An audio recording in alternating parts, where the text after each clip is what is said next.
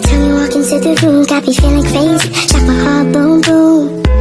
Any other boy would stare, but me I look away, cause you're making me scared. Trying not to breathe, 1, 2, 3.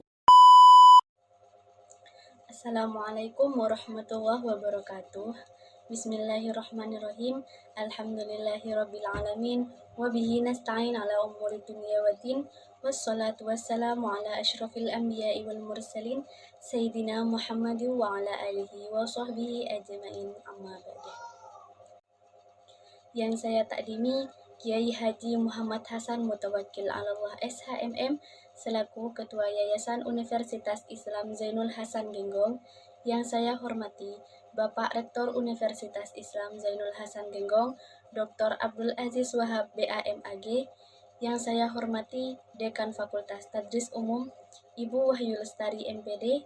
Yang saya hormati Ketua Kaprodi Tadris Bahasa Indonesia Ibu Maufiratul Hamdiyah MPD. Yang saya hormati dosen pengampu mata kuliah pengantar studi Islam Ibu Salamah Eka Susanti MSI, dan juga teman-teman yang saya sayangi dan yang saya banggakan. Perkenalkan, nama saya Afifah, saya dari Tadris Bahasa Indonesia semester 2. Baik, di sini saya akan menjelaskan tentang teori hudud. Pengertian teori hudud menurut Muhammad Syahrur. Muhammad Syahrur adalah seorang pemikir Islam modern yang menawarkan pendekatan baru dalam memahami hukum-hukum Islam, terutama yang terdapat di dalam Al-Quran.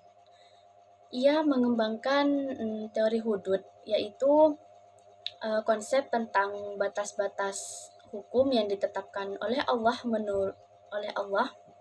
Nah, menurut Syahrur, hukum Islam tidak bersifat kaku atau mutlak, melainkan memiliki dua batas, yaitu batas minimum atau bisa disebut dengan had al-adna, dan batas maksimum yaitu had al-a'la.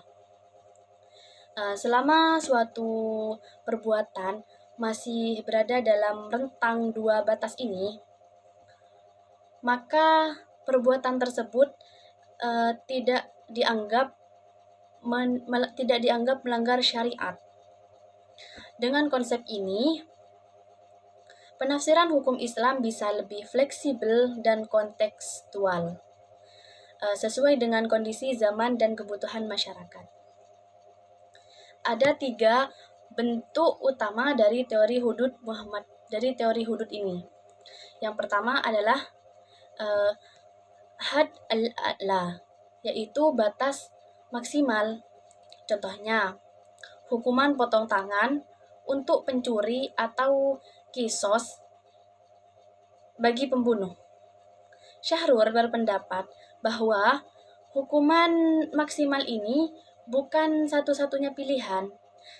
Negara atau hakim bisa menetapkan hukuman yang lebih ringan, asalkan masih dalam koridor syariat dan mempertimbangkan keadilan sosial. Jadi, jika suatu negara belum menerapkan potong tangan karena kondisi masyarakat yang belum adil, hal itu tidak membuat negara tersebut menjadi tidak Islami. Yang kedua yaitu adalah had al-adna. Had al-adna ini adalah batas minimal, yaitu batas bawah yang tidak boleh dilanggar atau dikurangi, seperti larangan menikahi mahram.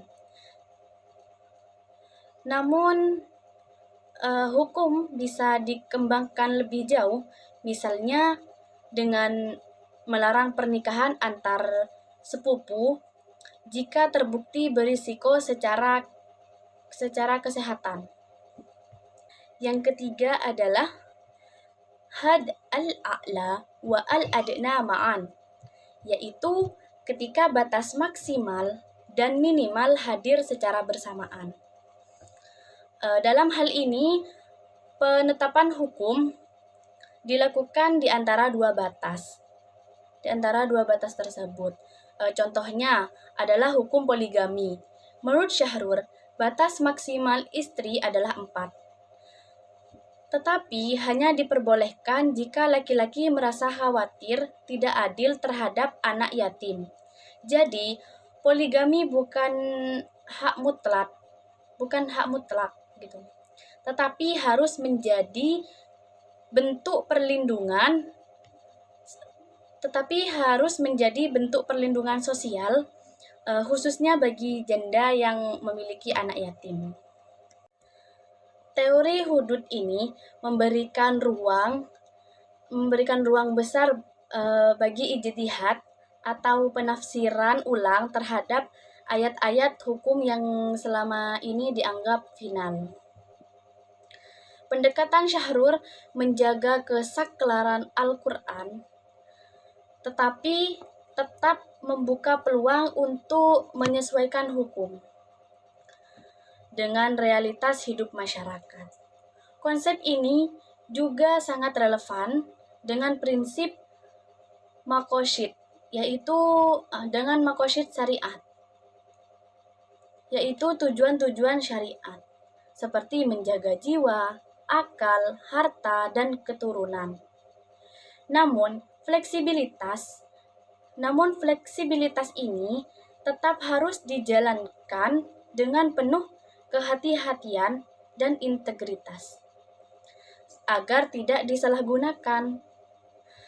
Syahrur menegaskan bahwa penafsiran yang sah tetap harus berada dalam batas-batas yang ditetapkan Allah.